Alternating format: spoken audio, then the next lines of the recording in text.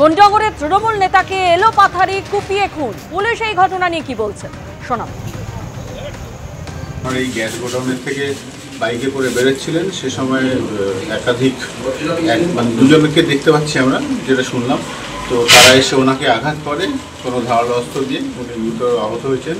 ওনাকে ট্রিটমেন্টের জন্য হাসপাতালে নিয়ে যাওয়া হয়েছে, কলকাতার একটা পিজিতে খুব সম্ভবত, ওখানে আমাদের লোকও গেছে।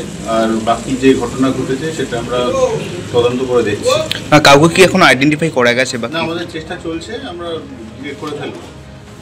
একেবারে মানে ভর সন্ধ্যার বেলায় এখানে ইনসিডেন্ট ঘটেছে, আমরা প্রত্যক্ষদর্শী বা যা যা এভিডেন্স আছে সেগুলো দেখি। ভর সন্ধে অফিসের সামনে কোন্নগরের তৃণমূল নেতা খুন, অফিস থেকে বাইক নিয়ে বেরোতে দুই দুষ্কৃতীর হামলা। যদি আপনারা তো রাজনীতি করতেন একসঙ্গে, এই ঘটনা কি কোনো রকম আভাস পেয়েছিলেন আগে? না না, উনি খুব ভালো মানুষ ছিল, এরকম আমরা কেউ কি বুঝতে পারে? কেউ দিয়েছিল? ওনাকে জিজ্ঞেস করুন। কেউ কোনো রকম হুমকি? আমাদের যে পিন্টু চক্রবর্তী, আমাদের কানাইপুর কলোনি, আমার পার্শ্ববর্তী, উনি আমরা একই দল করি। আমরা বর্তমান শাসক দলের রাজনীতির লোক, কিন্তু এর গ্যাসের গোডাউন আছে, গ্যাসের ব্যবসা দীর্ঘদিন ধরে করছে, এবং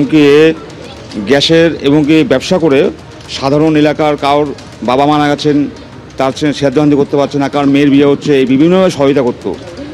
কিন্তু আজকে আমাদের একটা মিটিং ছিল, ওনারও যা কথা ছিল, উনি অফিস থেকে ওনার মানে বেরোবে, তখন উনি গাড়িটা যখন ঘুরাচ্ছে তখন পিছন দিয়ে অ্যাটাক করেছে। এইবার কীভাবে করেছে এটা আমার যেমন হচ্ছে এটা কোনো রাজনৈতিক চক্রান্ত, এলাকায় সন্ত্রাস সৃষ্টি করার জন্য। এবার আমরা চাবো আগামী দিনে পুলিশ যারা দোষী তাদের বের করে কঠোর শাস্তি দিক।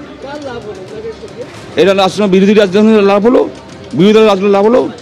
পুলিশ তদন্ত করুক। পুলিশ কেন এদের দেখছে না? সামনে মদের ঠেক, সামনে মদের দোকান, পুলিশ কেন দেখছে না? পুলিশকে বলুন, এলাকা পুলিশকে বলুন, প্রশাসন করুন, আমরা আপনার উপর দিয়ে যাবো। আমরা একটা ভালো ছেলে, একটা দিলদার ছেলে, যে মানুষ উপর করতো, 10 জনের ঝাঁপিয়ে আসতো, তার পিছনে যেভাবে করেছে, আমরা চাই কঠোর শাস্তি হোক আসামিদের। ছড়িয়ে দিয়ে কার লাভ হলো? সে লাভ হলো পুলিশ। আমাদের সঙ্গে থাকো। আপনারা শুনলেন যে নিহত তৃণমূল নেতা পিন্টু চক্রবর্তী, তার যারা ঘনিষ্ঠ তারা কিন্তু প্রত্যেকে এই কথা বলছেন যে কেন তাকে খুন করা হলো সে বিষয়ে কিন্তু তারা প্রত্যেকেই ধোঁয়াশায় রয়েছেন। উনি মানুষের ভালো করতো, উপকার করতো, উনি সমাজসেবী ছিল। ওনার অনেকগুলো পরিচয়, উনি রাজনীতিকের বাইরে অনেকগুলো পরিচয়, উনি সমাজসেবক। উনি আপনার এলাকায় গেলেই শুনতে পাবেন, উনি প্রচুর মানুষের উপকার করতেন। আপনারা কি মনে করছেন এটা পলিটিক্যাল ম্যাটার? তদন্ত না হলে কিছু কী করে বলবো বলুন? আমরা তো পুলিশ তদন্ত করছে, বলা যাবে না কিছু এখন, ওইভাবে আমরা বলতে পারবো না। পুলিশের তদন্ত করুক, কি উঠে আসে দেখি, তারপর। কিন্তু ওনার আমরা জানি যে কোনো নেই, শত্রু কিছু নেই, উনি যথেষ্ট সমাজসেবী, যথেষ্ট মানে ভালো মানুষ। এরকম কোনো খবর আগাম ইঙ্গিত কোনো কিছুই পাওয়া যায়নি। কেউ কোনোদিন আগে হুমকি দিয়েছিল? না, এরকম কথা কোনো শোনা যায়নি, সেরকম কিছু বলেনি। আপনারা কাউকে সন্দেহ করছেন? এটা আমরা বলতে পারবো না, এটা পুলিশই বলবে। আপনারা কাউকে সন্দেহ করছেন?